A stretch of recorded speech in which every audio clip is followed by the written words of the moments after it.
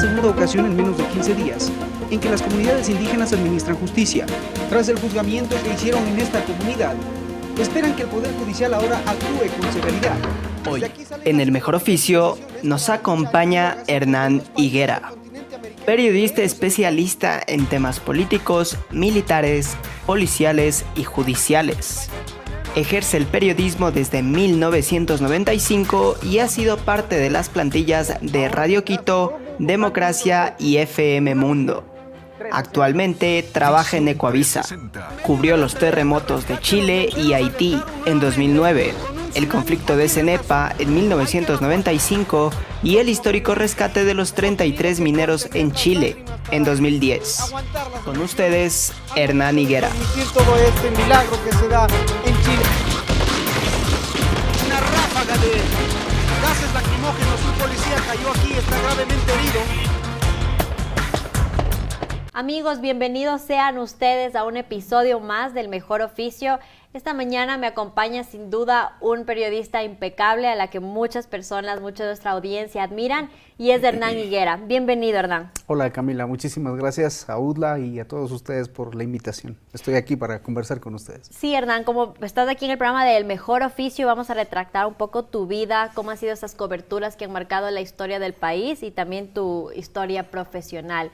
Cuéntame un poco cuál ha sido esa anécdota que desde que empezaste, ¿cuál ha sido esa anécdota que tú más recuerdas? Bueno, sin duda los inicios son precisamente esas de las cosas que no se olvidan, ¿no? Que uno parece que no va a lograr consagrarse en la carrera profesional porque todo se te presenta adverso. La situación económica, el hecho de ser persona de provincia, el tener pocas oportunidades en los medios de comunicación. No existían oportunidades como las que hoy da UDLA, por ejemplo, para nosotros poder foguearnos, como se dice, en las experiencias periodísticas. Pero son gratos momentos de recordación, poco a poco las coberturas que se van dando y que te van asignando con responsabilidad, con un poco de poder de decisión, que te van enseñando, ¿no? a tomar esos grandes retos, por más difíciles que parezcan. Anécdotas un montón para escribir un libro, la verdad. ¿Tú sentías que al ser un periodista de provincia las oportunidades eran menos? Sí, sin duda. Sin duda porque claro, cuando uno llega acá a la ciudad de Quito, todo te parece enorme, grande, imposible entrar a un gran medio de comunicación. Afortunadamente en mi caso se dio. Empezar de abajo, digo yo, siempre es una buena clave. Y compites contra los que se palanquean, ¿no? Contra los amigos de los amigos, los nietos de los amigos y cosas así. Ese tipo de cosas pasan. Cuéntame un poco, cómo tras cámaras me contabas que empezabas el periodista más o menos en 94, cuando todavía eras estudiante de periodista un poco deportivo. Claro. ¿Cómo fueron esos inicios y esa cobertura que tú te llevas en la memoria? Siempre en mi cabeza estuvo estudiar y trabajar. Al ser de provincia, los recursos económicos no eran, digamos, lo suficientes. Mis padres me apoyaban, pero había la necesidad de trabajar. Entonces, un amigo me ofreció la posibilidad de hacer una pasantía en una radio que se llamaba Radio Continental en AM. Y claro, el único chance que había ahí era hacer deportes. A mí no me gustaba, pero tenía que hacerlo. Jamás me vi relatando fútbol. Alguna vez de niño practicando ahí con un micrófono en la casa, pero nada más. Y ya en la realidad acá me tocó hacerlo. Era relator de fútbol con Patricio Díaz Guevara y también voz comercial. Y claro, tocaba trabajar gratis, no tenía un sueldo, de lunes a domingo, porque las coberturas deportivas se hacen los fines de semana por el campeonato nacional. Y así, poco a poco fui cogiendo experiencia, perdiendo el miedo a los micrófonos, a las cámaras, moviéndome con el resto de periodistas, mirando, observando, aprendiendo del oficio. ¿Y cuándo Hernán Higuera hace su primera investigación grande? ¿Y cuál fue esa investigación? Bueno, poco a poco se fueron dando las cosas. Yo pasé a trabajar en la agencia de noticias Ecuador Radio, de Diario El Comercio. Allí tuve un gran maestro, Miguel Rivadeneira. Él nos enseñó a muchos de quienes hoy estamos en los medios de comunicación a hacer investigación periodística, a manejar datos, antecedentes, historia, documentarse, archivar documentos, Es decir, todo ese método de investigación lo empecé en Ecuador Radio. Y en ese tiempo, ¿cómo hacían? ¿Cómo archivaban los documentos? Porque ahora En es mucho más carpetas, fácil en folders. con el no había con tecnología el como internet. hoy, pues. Ahora es mucho claro. más fácil Hoy googlear. subes a la nube y listo, o sea, sacas tus archivos, Correcto. tus apuntes. No, antes en carpetas de papel y ahí en tu escritorio arrumadas, así. Y claro, tenías que señalarlas, ponerle allí tu propia identidad, ¿no? Así se archivaba todos los documentos. Era un poco más complicado por el papeleo que implicaba. Pero, por ejemplo, si una investigación tuya saltaba a las agencias internacionales, era como, wow, el éxito, lo lograste, y te consagrabas porque en el teletipo aparecía tu nota publicada para la agencia EFE, para France Press, para Reuters, y citaban la fuente Ecuador Radio, entonces era como la competencia entre los compañeros, ¿no? Mira, yo ya tengo 15 notas publicadas por las agencias internacionales y pues ese era el gran logro. Hernán Higuera también entra a Visión 360 a realizar estos reportajes investigativos, a hablar de lo que nadie habla, a mostrar de lo que mucha gente lo ve pero no lo quiere decir. Cuéntame de estas investigaciones, ¿cuál ha sido la que realmente ha marcado algo importante en tu vida? Porque realmente te das cuenta que este es del oficio, es muy complejo, pero lo quieres seguir haciendo. Bueno, en investigación en sí, en Ecuavisa han existido algunas coberturas que han marcado mi vida. ¿Cuál ha sido una de ellas? Por ejemplo, cuando yo estaba en Televistazo, en el noticiero, antes de llegar a Visión 360, el tema de el narcotraficante Oscar Caranqui, que fue el que marcó realmente un antes y un después. Amenazas, persecuciones, tener que salir de tu casa, de tu comodidad, a buscar cuidarte con tu familia, con todos. Entonces, allí yo empecé a conocer cuál es el riesgo de hacer temas de investigación, porque además fuimos el único equipo periodístico que estuvo en ese operativo de incautación de bienes. Después del caso de Jorge Hugo Reyes Torres, creo que el de Oscar Caranqui era el más renombrado. Entonces tuvo su connotación para mí, porque después estuve llamado a declarar en el juicio como testigo del narcotraficante, que después fue sentenciado. Entonces, una situación bastante incómoda para el periodista, porque nosotros no nos vemos en juzgados declarando de algo que no conocemos, más que lo que vimos. Pero sí resultó bastante incómodo. Luego en el noticiero también, la cobertura del 30S, una situación muy complicada que también marcó mi vida. Y ya en Visión 360 algunos temas por los que me ha apasionado, sobre todo lo que tiene que ver con denuncias contra la corrupción. ¿Cuál de esos temas es el que más te apasiona? Por ejemplo... Y cuéntame cómo empezó la investigación, o sea, profundicemos un poco más sobre el Por tema. ejemplo, mira, nosotros nos planteamos, en base a una denuncia que llegó a mi escritorio, de que la hidroeléctrica Coca-Cola Sinclair tenía 1.500 fisuras en uno de los tubos principales que mueven las turbinas que generan luz para el Ecuador. Entonces uno dice, 1.500 fisuras en un tubo de metal grueso, enorme, gigante. Y tú dices, bueno, ¿será cierto? ¿Cómo lo voy a graficar? ¿Cómo lo voy a mostrar? ¿Cómo le explico al país esa situación? Entonces nos planteamos como reto entrar con las cámaras a esas tuberías. Desde el principio ese fue el objetivo. En una investigación lo que tú tienes que hacer es plantearte el objetivo. ¿En qué año fue esto? Esto fue hace apenas 2 años, 2 o 3 años, si no me equivoco. Y efectivamente nosotros logramos hacer con SELEC toda la gestión para poder ingresar a la hidroeléctrica. Entonces obviamente ellos te quieren mostrar lo mejor, ¿no? Movilizar una cantidad de personal para atender al equipo periodístico en fin de semana. Creo que ese día trabajaron como 60 o 70 funcionarios públicos solo para atendernos. Y cuando llegamos, pues todas las atenciones, pero ellos nunca imaginaban que nosotros ya teníamos la documentación, ya nos habíamos leído toda la denuncia.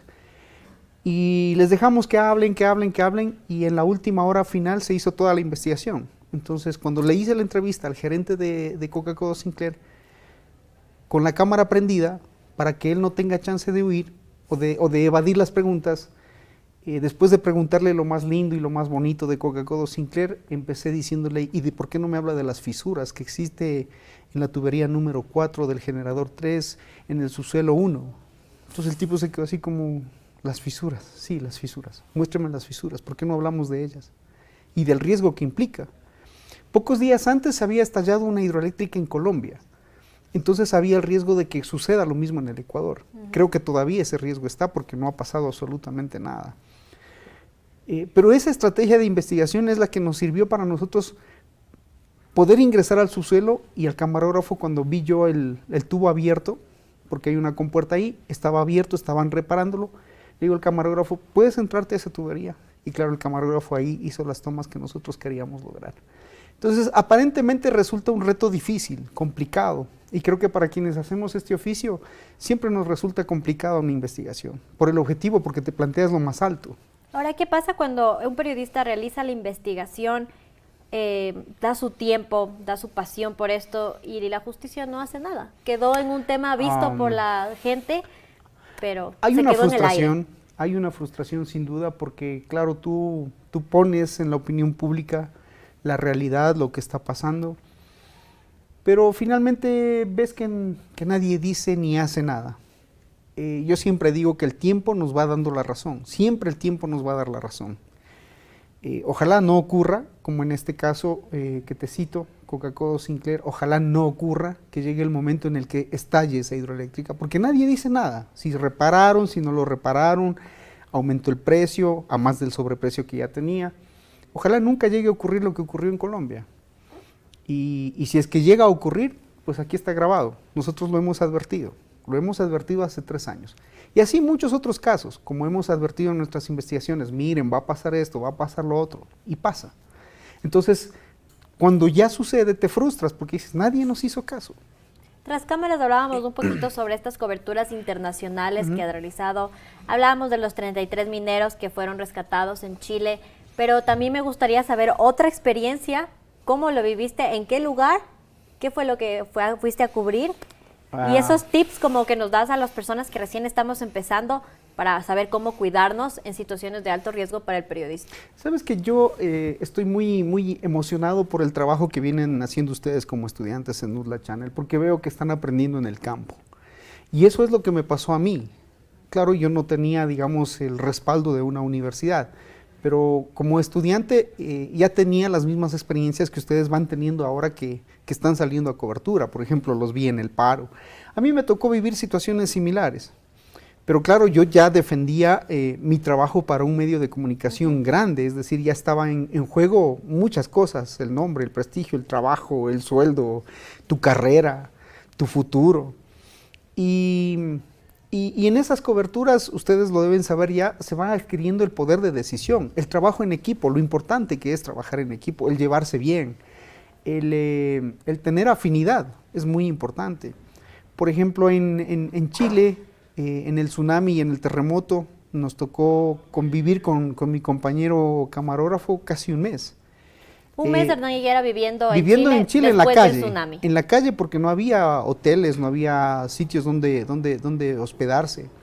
Nos tocó la misma situación en Haití, con Mauricio, ahora que lo veo justo, quedarnos de un vuelo, por ejemplo, en Haití, y sin saber qué hacer. Afortunadamente allí las situaciones van cambiando minuto a minuto, pudimos regresar al Ecuador, pero en Haití se vivía en ese momento que nos quedamos allá atrapados en una situación de violencia porque la gente mataba por agua y nosotros pues totalmente abandonados por la Fuerza Aérea que nos llevó allá. Y así un sinnúmero de anécdotas y de cosas por contar que te van dando sobre todo la facilidad de ir desarrollando investigaciones mucho más fuertes a futuro. Mediante nuestras redes sociales, nuestra audiencia estaba prevista a tu visita a nuestro mejor oficio y nos hicieron algunas preguntas en el Twitter sobre qué le gustaría saber sobre tu vida. Entonces vamos a ver, por favor. La primera es, ¿cómo vivió Hernán Higuera el 30S? Cuéntamelo súper detallado. Con ganas de llorar y de salir corriendo. ¿Cómo lo sentiste? Bueno, una cobertura creo que la más difícil por el riesgo que implica. Ese día no me tocaba morir, pero gracias a Dios, pude hacer el trabajo que a mí me gusta. Lo hice sin saber cómo ni por qué. Con la adrenalina en la cabeza. Cerca en el centro del conflicto. O sea, si tú haces un círculo, me pones a mí en el punto centro y allí estaba. Pero yo para ese momento no lo sabía. Lo supe al siguiente día en una infografía que hizo el diario El Universo de cómo se desarrolló el conflicto. Yo nada más sabían que se disparaban desde la occidental hacia el hospital de la policía y del hospital de la policía hacia la occidental. Y se escuchaban las balas, el silbido en los oídos, el susto de ver a mi compañero camarógrafo tendido en el piso, porque claro, a él lo golpeó un proyectil de goma, afortunadamente. Y yo te puedo decir que perdí la noción del tiempo y del peligro. Lo único que yo escuchaba era en el audífono a Alfonso Espinosa transmitiendo lo que nosotros generábamos con la cámara. Y luego con el micrófono empezamos a relatar la situación.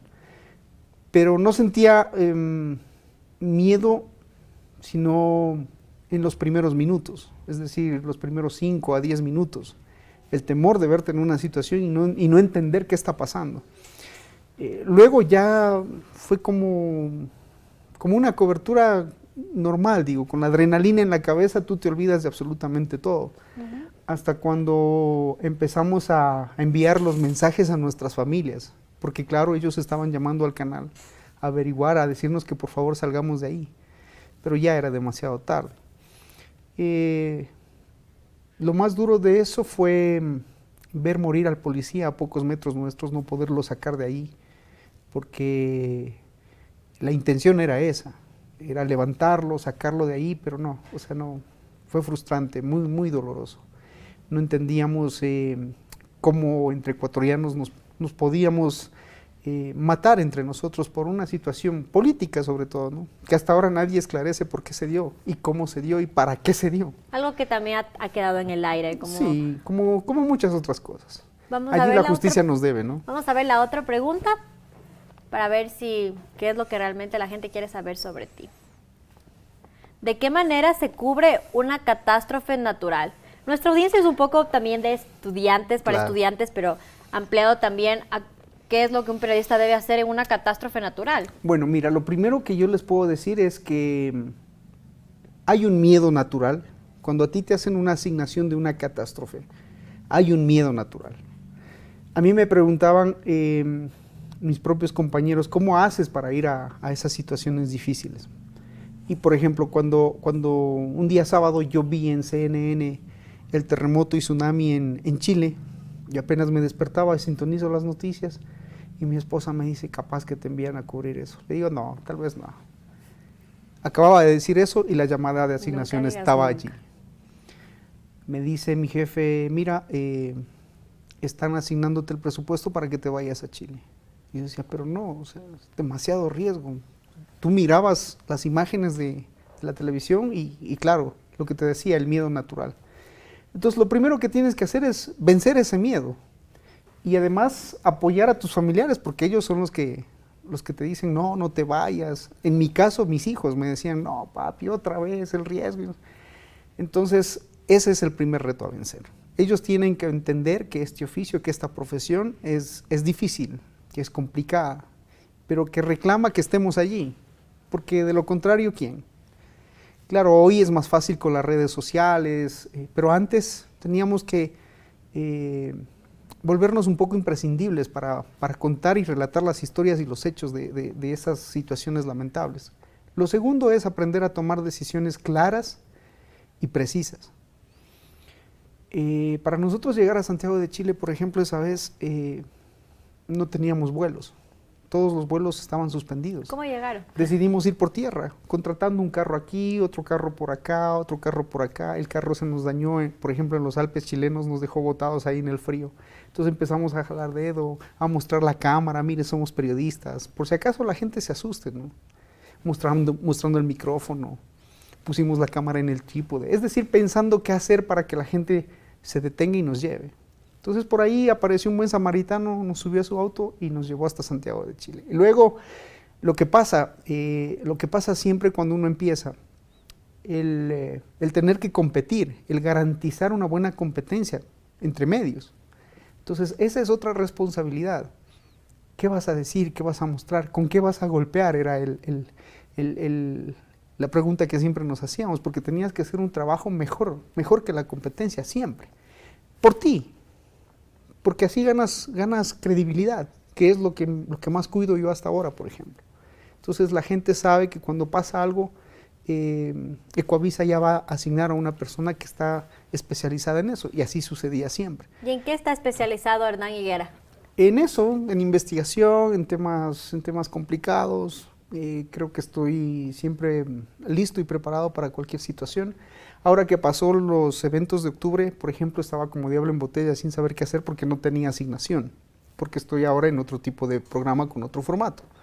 Pero me hubiese encantado hacer un trabajo para el noticiero, por ejemplo. Esa necesidad del periodista, Claro, o sea, de cubrir, de salir. Ya es como un vicio, ¿no? Que necesitas y requieres estar allí, a pesar de los riesgos que implicaba salir a la calle como periodista.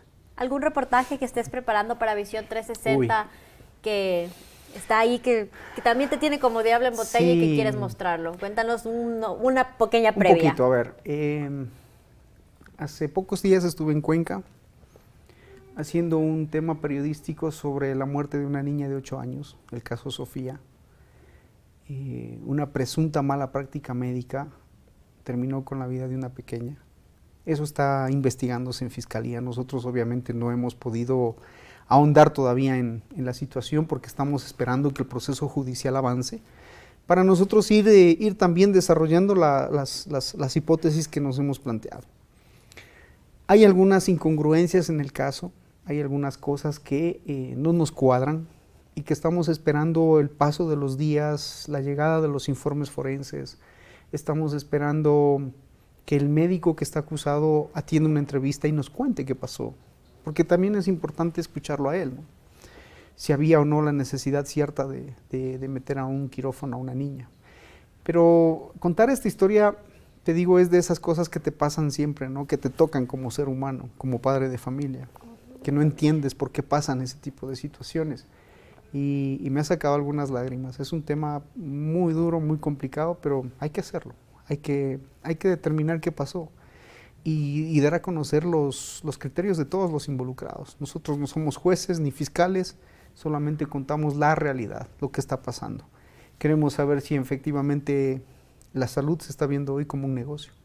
Así es, esas fueron las palabras de Hernán Higuera al mencionar que nosotros no somos jueces ni fiscales, simplemente tratamos de Contamos mostrar historias. la realidad y contamos historias. Así Por es. eso el periodismo es del mejor oficio. Hernán, te quiero agradecer mucho por haber participado en nuestro programa y te quiero hacer la entrega de este diploma que Muchas Udola gracias. Channel te reconoce por la participación en el programa El Mejor Oficio, al periodista Hernán Higuera por contribuir a diario en el ejercicio de esta noble profesión y compartir sus experiencias con los estudiantes universitarios. Te agradezco, Camila, y a nombre tuyo a la UDLA por el trabajo que están haciendo, a través tuyo a la UDLA, a todos los chicos que se están esmerando por dedicarle su tiempo, su vida y su pasión a esta que es la mejor profesión del mundo. Muchas gracias, amigos. Este fue un episodio más de El Mejor Oficio. Estaremos con ustedes en una próxima ocasión.